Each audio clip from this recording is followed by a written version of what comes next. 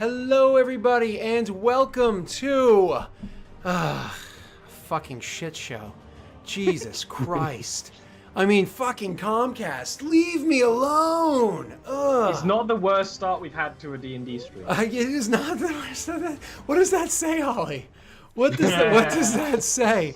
Okay, well, today's a special stream. I'm actually very excited about this one because, as I've said beforehand, the reason why we put this together is so when we're playing our typical Friday stream, which is usually our Eberron game, it was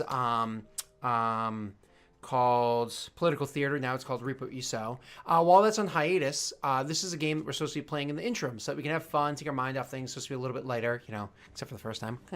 And then also if we can't ever play that game because like I'm around and most of the crew is around, but like one or two are missing, we can kind of fill the gap with doing something like this, and we can pull from the viewers, from everybody that's hanging out with us from the community to come in. And we have exactly that. We have Tiv down here is actually our very first ever community special guest star. So what's up, Tiv? How are you? I'm doing pretty good. Awesome. Nervous as hell and excited. Nervous as hell and excited. Okay, cool. So we already yelled at Tiv because he's not wearing a red shirt.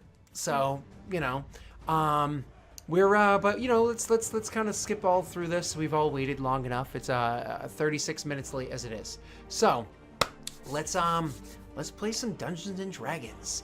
So to remind everybody what Adventure Camp is, the short version is there is an area to the north of a nearby country. This area is super fucking dangerous. Like there's crazy constant attacks coming from like orcs and trolls and shit like that. But you know, put all that to the side for a second. There was a magical storm that happened off to the north. And after this crazy magical storm happened, the people were like, what the fuck?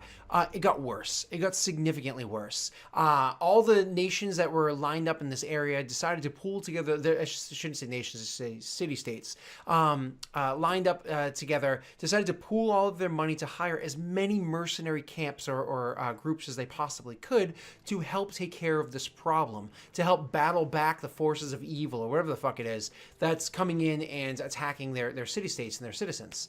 So the camp that the party starts off in happens to be one of those camps. They've heard rumors that there are other camps around, but they've never seen them. They just heard rumors. In theory, there are a bunch of different mercenary groups. Each one of them holds, they has stake or controls one in particular camp, but they all work well together. It's like a friendly competition, like two servers in a restaurant. Okay, maybe not that cutthroat, but it's a friendly competition for the peoples here. So our party, the one that we're meeting and joining in with, are just a couple of adventurers. Actually, these are a bunch of shitball nobodies that nobody cares about. So if you remember seeing the map of Adventure Camp, they don't even have a tent or anything. They sleep on in a bedroll if they're lucky enough on the floor near the entrance to the camp. So if something were to get attacked, it's their job to jump up and fight first. Yes, there's ranger towers to protect her. That's where they are, right? The way that they get their quests is there's an adventure board. There's literally notices they can put onto a board, and they're able to select what the adventures are going to be. Our party is selected. Everything's ready to go. So we're actually going to pull the camera up to that adventure board itself. You see over at the adventure board, around the same, you know, once, twice, and very rare occasions, 3 times a day, is when notices get put up for what quests are going to be there. And what we see is a whole bunch of people gathering around to see what those quests are. The most noteworthy person that's gathering around there is probably somebody that stands out a little bit. Not stands out because they stand above them. Stands out because, well, they don't really belong here. Okay, I'm not trying to be racist. It's just that they don't belong above the surface. What the fuck? There's a dwarger that happens to be amongst the people that are going over towards the notices to see what it is that they want to do. And the dwarger is trying to fight their way through the crowd, trying to see what's going to be there. But sadly, they are smaller than the rest of the people there. And I imagine that this dwarger can handle themselves. But that doesn't change the fact that there are a lot of people, and some of them quite large, that are in the way. So as he's like elbowing or pushing his way through through the crowd to try to find out what the notices are, a bunch of them being ripped off the board. By the time he finally gets there, one of the notices is pulled down. You can tell that it happens to be a bright blue piece of paper that it was drafted on, bright blue piece of parchment that it was drafted on. And the person looks at it and goes, "Ha! Fuck this!" and like throws it up in the air. And so it starts kind of wafting down to the ground. As that person walks away with the blue paper wafting down to the ground, he sees a few more parchments up there. There's another one that's drafted in green, and a few of them drafted in just regular nondescript parchment. This Dwarger starts walking up there to see what he can get. Tiv, we're going to bring the camera over to you, who is playing Gore. What is describe Gore for us and tell us what he does. He is a about average height Dwargar. He has no hair except for on his face, full beard, white, classic. He carries a warhammer that actually, rather than the normal head, has a warhammer, or not a warhammer, sorry, anvil at the end. And he has random patches of just completely messed up skin from God knows what. Okay. What does he wear for armor? Oh, I believe he has chainmail. Yeah, I see. Chainmail, shield, and like you said, that badass, funky-looking hammer that he's got there. So he goes walking up. He's the first one in the line now to look at these notices. Does he take time to skim across any of them? Does he just try to snatch one of them? How does he handle it? The fact that the guy looked at the blue piece and said, "Fuck this," would just kind of interest him because he likes to show off when he can. Awesome. So he reaches down and grabs that parchment, and he reaches down and grabs that parchment and picks it up to read it. It is written in Common, which is not his native tongue, but you know he's able to make his way through the words, understand the language himself. He's not an idiot by any stretch of the imagination. So he reads it, and it more or less is a call to arms, saying that one of the nearby adventure camps, one of the nearby camps that happen to be here, it has suddenly fallen dark. It's completely silent, and they're looking for a call to arms for people that are willing to go out and investigate this camp and find out why it is that it's silent, to make sure that everybody there is okay, and so on.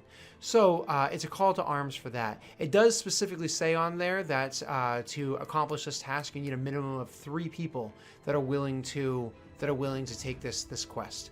So sadly, Gore doesn't really know anybody here. He has not come across anybody yet. So he's going to have to try to acquire other people to join him on the way. So does this sound like something that Gore would want to do? Does this sound like something he's interested in? Oh yeah, he's great at making new friends. So Gore, holding this blue parchment tight in his fist, makes his way back through the crowd, elbowing his way through. I mean, the guy's got a fucking 18 strength. There's no way that he's struggling to get through here. I actually forgot about that ridiculous stats that you rolled like 18 weeks ago when we originally talked about you playing. Yeah, I forgot. I'm looking at them right now going, damn. So you easily push your way back through the crowd, going the opposite direction, and now have to try to find peoples to join.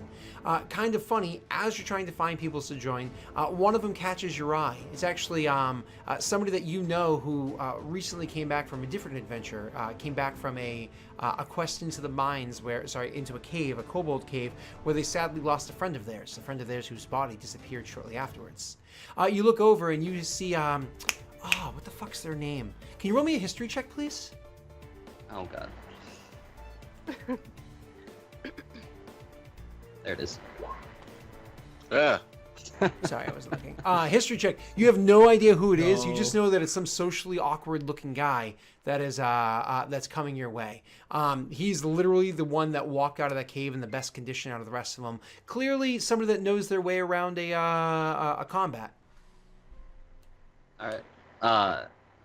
Gore would just walk directly up to him and just put the warhammer in his chest to get his attention and hold up the flyer. Visceral, describe yourself and react. I am a half-elf wearing all black and like a very dark leather armor. I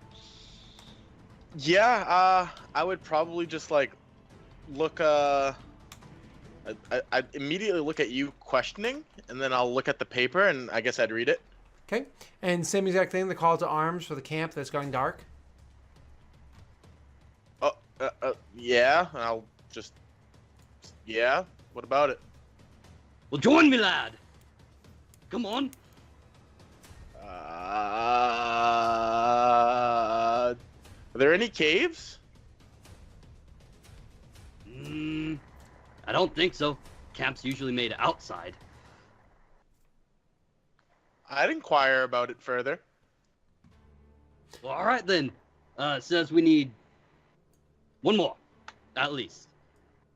No, two more. Said you need 3, right? Yes. Yeah, and I'm telling you, no, I'm not doing this without a full squad. And I'll kind of like I'll grab your like shirt and I'll lean in like a very a very loud whisper.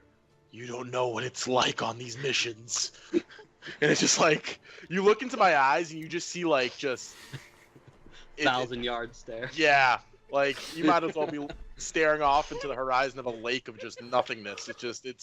Yeah. You don't even know. Yeah, my warhammer's still in your chest. I'm gonna slowly push you away a little bit. I allow you to push me away. I don't even. Lumen sees this interaction. Describe yourself as you watch this interaction. Sure. Lumen's probably chilling out like in a tree somewhere nearby, and she will drop down and just kind of take the paper from Will's hand. Will, what's your character's name again? Vikril. From Vikral's hand and just kind of like look it over. Same exact thing that you saw before that I just described, the call to arms. Paper ain't gonna change, girl. She'll hand it back to you and say, I'll go. Okay. Well, all right, that was easy. Okay. So you guys have your group of 3, and you're able to just kind of start making your way towards that camp. Towards where it is that you get your debriefing. My apologies. So as you guys we're kind of cutting forward, as you guys push your way forward to make your way through the area into the place where you're going to get more details, you're walking over and just having like a little bit of conversation, getting to know one another. So please feel free to give us like a minute of RP of getting to know one another. All of you over here, the RP. I just turned towards him and haven't actually got your names. What are they? I'll give a look at Lumen and I'm just like, Vikril. Lumen. like roll her eyes like and look to the side. Like, It took a lot of effort. In the awkward pause that no doubt happens, Gore would feel like a jab in his side and a deep voice go, I don't think you belong here. But when he goes to turn his head, it's not like a big guard. It's like a tiny sort of weak-looking Kenku who are basically crow people. He's clinging to a walking stick, very ornate, and it's covered in, all kinds of carvings and things, and he's wearing moss. He's got feathers which are almost indistinguishable from the leaves that are jammed in there, and his eyes are just dull, like a blind person's, and he just like kind of jabs you with the stick, and then he notices the paper in your hand, and actually gets it with the stick from you, like, and reads it. And actually walks away towards the tent.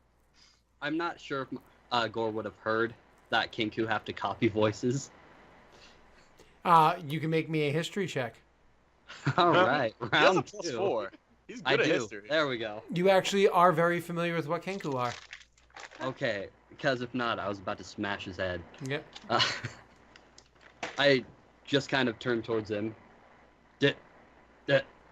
I guess he wants to join. Maybe? Well, go get him then. I run as fast as my little... He's not going very fast.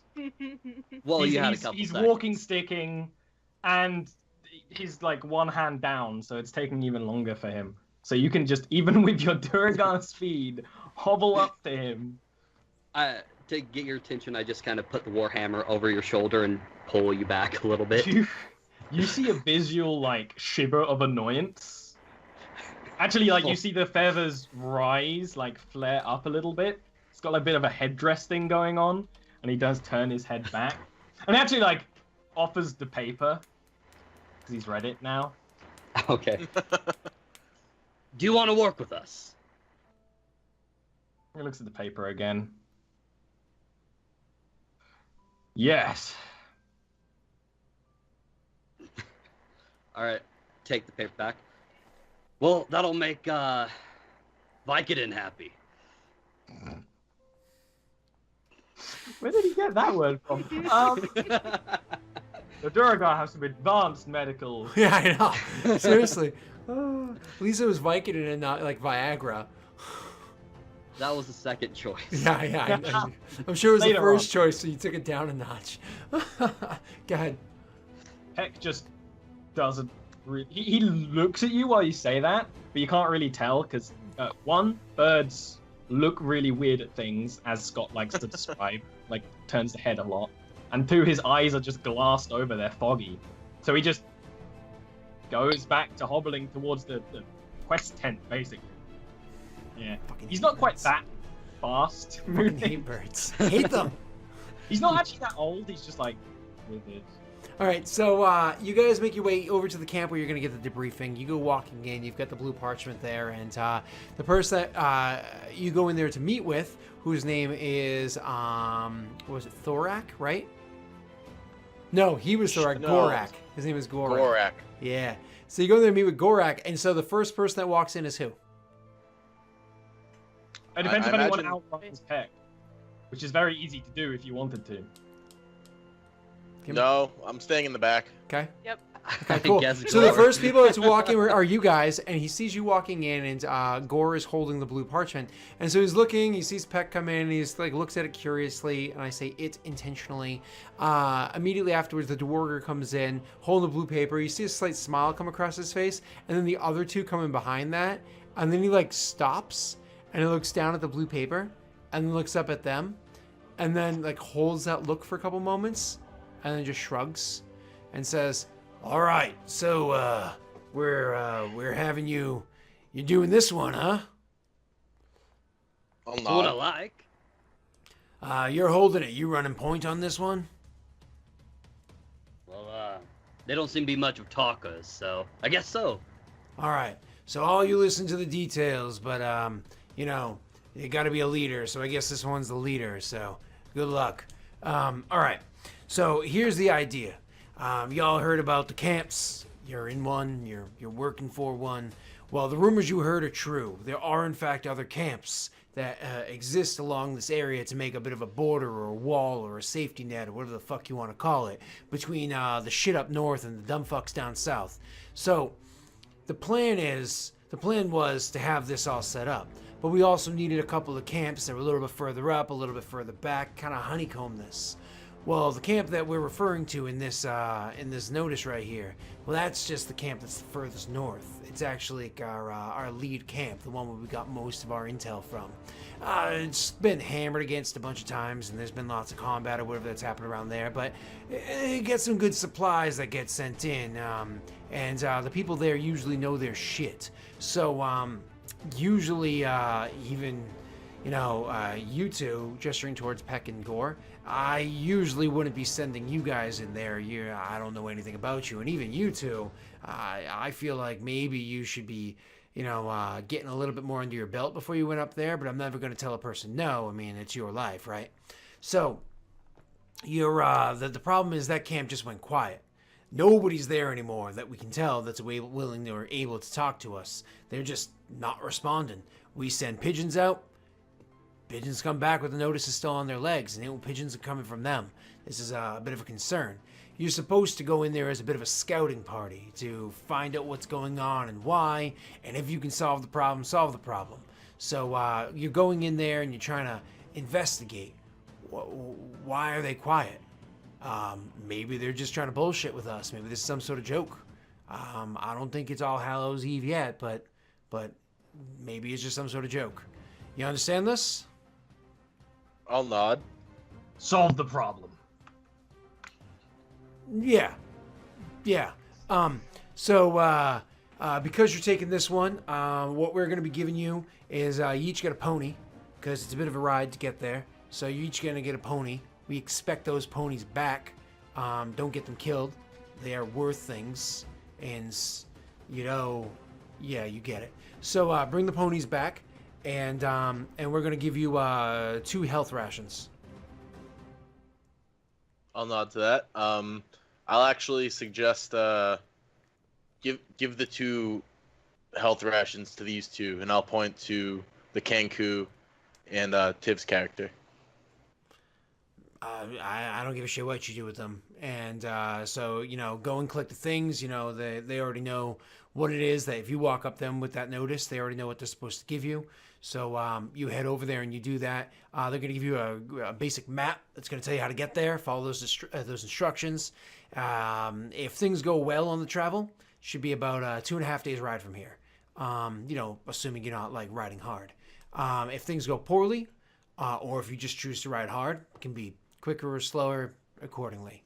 You have any questions about what's going on here or anything? What's the pay for something like this? Yeah. It's a good question. You'll each be getting 75 coin when it's done. Gold. Gold. 75 coin. You know how it works. You succeed, you get 75 gold. You fail, you get 75 copper for trying. And then there's, in the middle. I just had to clarify. I've been screwed over where someone said coin, and then I got silver rather than gold. We're not here to pull any wool over anybody's eyes. Pay structure same for everybody. You suck at your job, you don't get paid. You're good at your job, you get damn well paid. That's the way it goes. And you know how it is as you move up in the ranks and you earn certain things. You get discounts over at the shops because we got to keep you moving and keep you wanting to do this shit. So nobody just wants to sit down and retire and buy themselves like fucking cows or some shit and make a milk farm or something. So it's good stuff.